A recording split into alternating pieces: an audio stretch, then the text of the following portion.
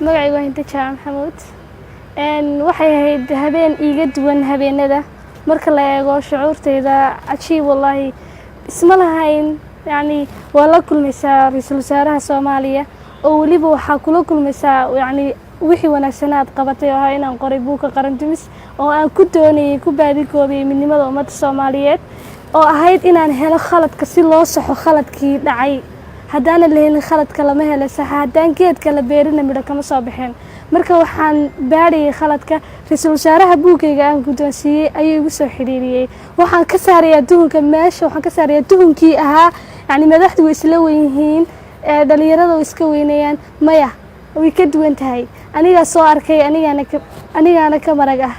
yani waxay ahayd cajiib wallahi marka xalay dhalinyaro waxaan haysanaa madax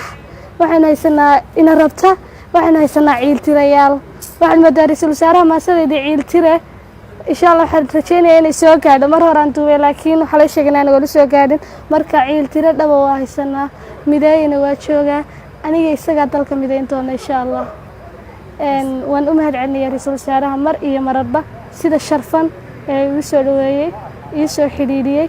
iyo sida uu u aqbalay hadiyadeyda aan siiyay iyo waliba sida uu akhristay oo waqti uu siiyay waxay noo cadeynaysaa inuu dalku leeyahay niyayro ah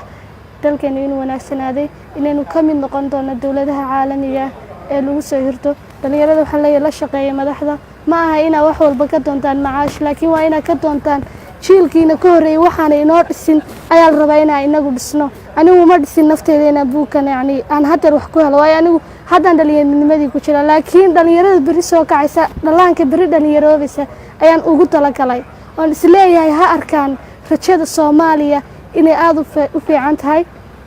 ha arkaan dal ay ku ilaawaan tahriibta ay ku ilaawaan Yurub yaan afkooda laga helin Soomaaliya waxaan helay insha Allah Soomaaliya oo midowda xalay Soomaaliya midnimadii iyo maanka isla kaasho midigta isqabsada oo hamurmina ismaqal madaalaha kacaanka iyo shanta meel ku wada nool wada maalamaan deeq waa laga maarmaan